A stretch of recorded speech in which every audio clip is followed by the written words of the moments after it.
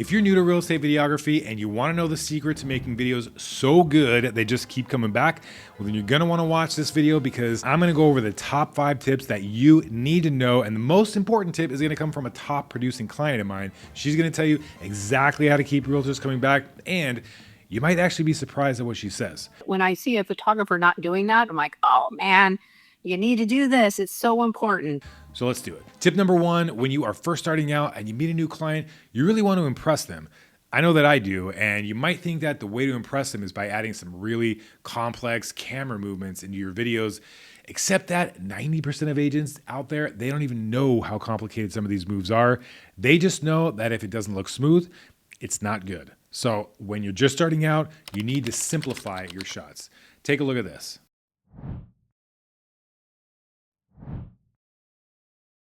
That's one move, a straight push-in, and you can use that for 80% of your videos because agents love it. Tip number 2, I'm gonna admit that when I first started shooting real estate videos, I felt like I needed to shoot everything. 3 angles of the front of the house, the tiny little half bathroom, and the laundry. Dude, no one needs to see the laundry room. Don't overshoot. The photos are going to close the real estate transaction. The video is a showpiece to create an emotional feeling. If you need a shot list guide to help you with this, I have a free PDF guide that I will leave down in the description. Tip number 3 is get in and get out fast. Now we're getting into sort of the client experience. It's not all about shooting.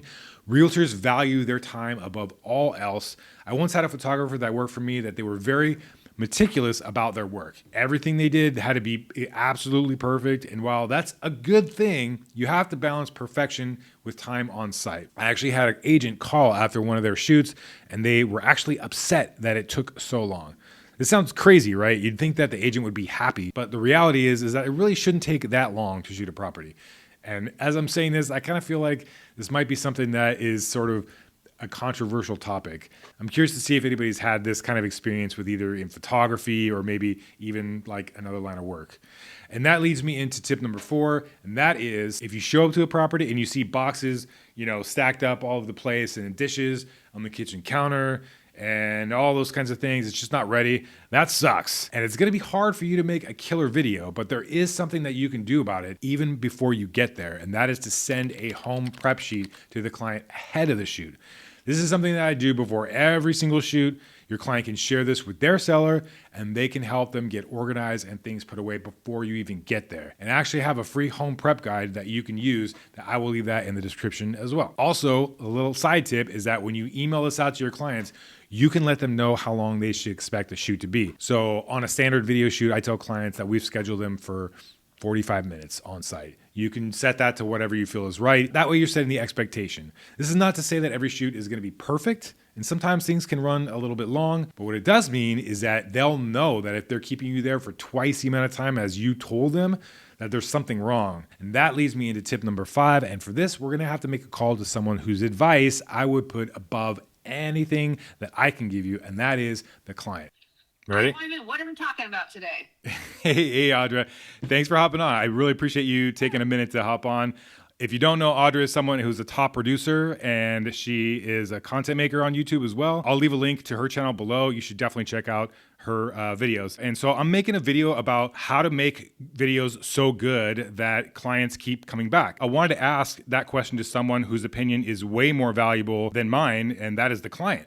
So what advice would you give someone who's maybe just starting out or who wants to know the answer to that question?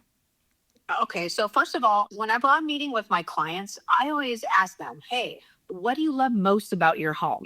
Show me around. What do you want me to capture? And I'm not kidding. There's never been one client that hasn't shown me the view or, hey, we did these upgrades.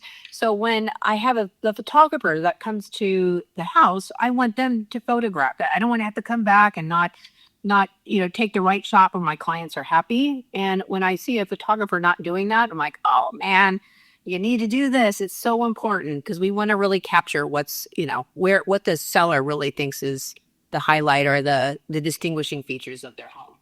Yeah, that's a really, really good point. You want to make sure that you're catering to the client on every level. So my job as a real estate videographer or photographer is to make sure that we get what you want And your job is to make sure to get what your client wants so that everybody is happy, because that's the whole point of everything, is to make sure that everybody gets what they need and what they feel good about, right? That's kind of what you're talking about? Absolutely. Yeah, absolutely. I couldn't agree more. Is there anything else that you want to, any pet peeves or anything like that that you would want to mention or anything? I can always tell a photographer knows what they're doing when they really care about all the details in the picture.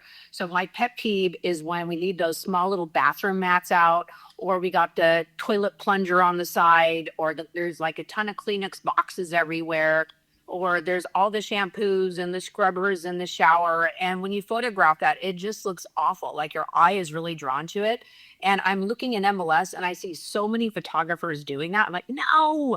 Now, granted, your client may not know, and that's kind of our responsibility as realtors to make sure our clients are prepped for the photo shoot. But even if we tell them, they might put their bath mouse down and a little toilet scrubber thing down because they just don't realize the importance of that. So we had one time to make a first impression online, and it's got to count. So when you have all these personal items everywhere, just clutters up the photos. I hate it. My ultimate, I gotta just say this, ultimate biggest pet peeve is if I ever see a photo with that toilet lit up, I'm going to have a heart attack. Like, I'm sorry, any photographer should never photograph a toilet lit up in the bathrooms. I just got to say that. And I know you take care of me, and nothing we can do about it to train our sellers. But when you are taking photos, it's one of those shots you just don't want to capture. Trust me on that.